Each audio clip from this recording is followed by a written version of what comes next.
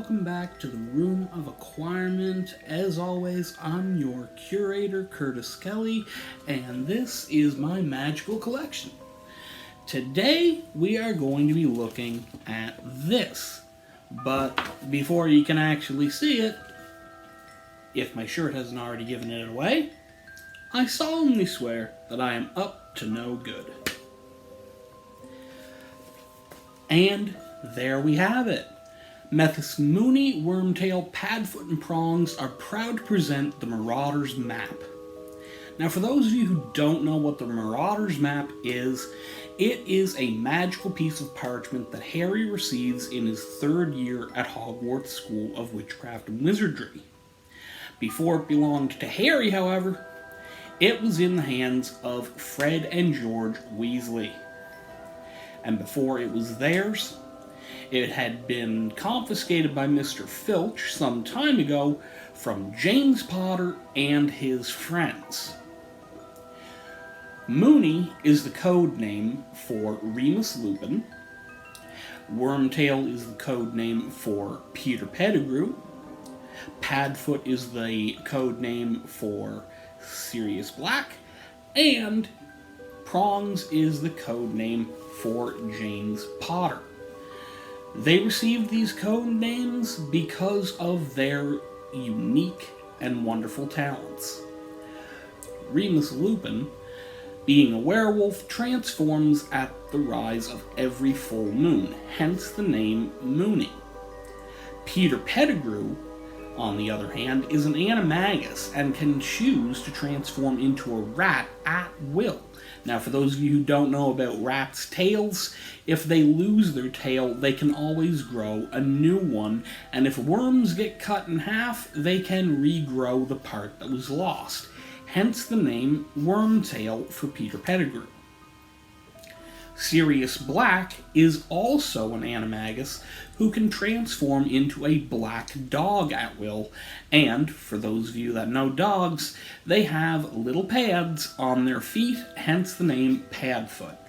And then finally there's James Potter, whose code name is Prongs, not because he can turn into an animagus, but because James was the only one of the four who could create a fully corporeal Patronus charm, and it took on the form of a stag, hence the name Prongs. So, how did the four friends create this magical parchment which could show you where everyone is in Hogwarts, what they're doing every minute of every day? Well, the first theory, which is the most widely accepted theory, is that the four friends learned advanced magical charms which they then used to create this wonderful map. They also used their abilities to explore areas of the castle that normally students would not have access to. But with the ability to use an invisibility cloak and even to transform into small animals, that was nothing for the Marauders to do. As for the other theory, Remus Lupin does hint at the possibility that the parchment itself may in fact be a Zonko product designed to conceal whatever is written on it and insult anyone who tries to force it to show its secrets. We see in The Prisoner of Azkaban that Severus Snape tries to force the map to show its secrets. This results in it showing this lovely message saying that Methus Mooney, Wormtail, Padfoot, and Prongs offer their compliments to Professor Snape and respectfully request that he keep his abnormally large nose out of other people's business. Sounds like a Zonko product to me. But then again, a lot of people don't even know about Zonkos in the wizarding world. Too many people focus on Fred and Gorge's shop as being the only prank shop, when in fact, Fred and Gorge probably got inspired to open their shop based off of the items that they found in Zonko's joke shop, which, among other things, would include fanged frisbees, exploding dung bombs, and stink pellets, to name a few. So, what exactly is the story behind the Marauder's map? Well, the Marauder's map was created so that the four friends would be able to get around Hogwarts without running into any pesky professors. In short, they created it for some casual rule breaking. Nothing more, nothing less. However, it never did reach its full potential as it was confiscated by Mr. Filch before the friends had graduated from Hogwarts School. After Filch confiscated it from the four friends, he put it into a filing cabinet labeled Confiscated and Dangerous. Naturally, when Fred and George attended their first year at Hogwarts, they got into some mischief and, likewise, they got assigned detention. When they got assigned detention, they were given the task of cleaning up Mr. Filch's office. No doubt from a mess that they themselves were probably responsible for. While they were cleaning, however, they happened to stumble upon the filing cabinet labeled Confiscated and Dangerous. How can the Weasley brothers possibly refuse that?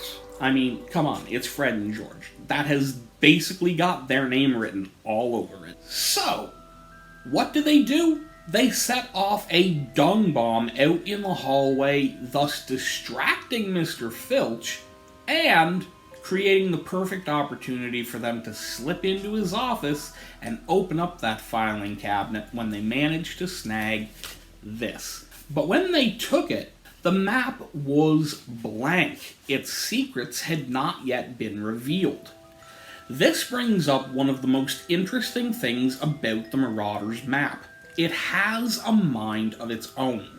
It can tell when it's in the hands of a prankster or when it's in the hands of a law-abiding citizen. When it's in the hands of someone like Filch, it doesn't show them a single thing. To them, it just looks like a plain piece of parchment. However, when in the hands of a trickster, the map will drop little clues on how to activate it, and once activated, all of its secrets are there for anyone to see. Naturally, Fred and George decoded all these clues and eventually said the magic words that reveal the map, which is the oath that I had said earlier, that I solemnly swear that I am up to no good. This is not to be confused with an oath to dark magic, merely an oath of casual rule breaking. Once the map's active, though, it then shows you even more information. Not only does it show you all the names of all the people in Hogwarts grounds, and show you where they are, what they're doing every minute of every day, but should you approach one of the secret passageways that's on the map itself will tell you the magic words or instructions necessary in order to open that passageway. This map is a complete map of Hogwarts School of Witchcraft and Wizardry, with the exception of 2 rooms. The first room being obviously the Chamber of Secrets, as its location remained a secret even after it had been opened by the heir of Slytherin the first time around. The second room that does not appear on this map is the Room of Requirement. Now, the Room of Requirement only shows up if a person has true need of it. This leads me to believe that James and his friends never actually needed the Room of Requirement, and therefore probably never even knew of its existence, which is why if someone enters the Room of Requirement, they simply disappear off the map. What evidence do I have to support this theory? It's quite simple.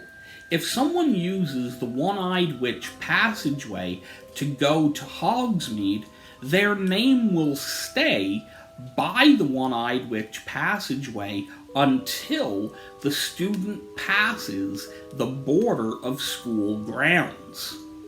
Once they're beyond the school grounds border, their name will disappear from the map, but only when they cross that point. The fact that the name disappears as soon as you enter the Room of Requirement says that the Room of Requirement is not part of this map, and thus cannot show a student's name even when they're technically still in Hogwarts. The other interesting thing to note about the Marauders map is its ability to see through disguises.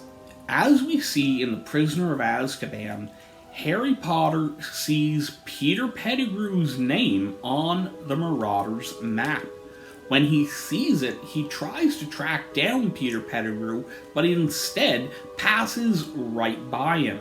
The reason being is Harry did not know at the time that Peter Pettigrew was an animagus, and as a result, he didn't think to look for a small creature skittering around the floor in order to get past him. Furthermore, the Marauders map doesn't just see through the disguises of people that can transform into animagi forms, it can also see through disillusionment charms and even cloaks of invisibility. Now, this is an amazing recreation of the Marauders map, and as you saw earlier, it does open up to show quite a bit of Hogwarts School. How do you get your hands on one? I'll obviously recommend the Noble Collection, as they do really have top-notch stuff in their merchandise. However, if money is an issue, you can always find the Marauders map on places like Amazon and eBay for a slightly cheaper price. But do keep in mind, this is a beautiful collectible to add to any collection, so whether you're shopping at eBay, Amazon, or going straight to the Noble Collection for one of these, remember the old axiom, you get what you pay for. I hope you enjoyed this episode of the Room of Requirement, and I hope that you will spell that like button and charm that bell and come back for more magical mischief. But for the meantime, mischief managed.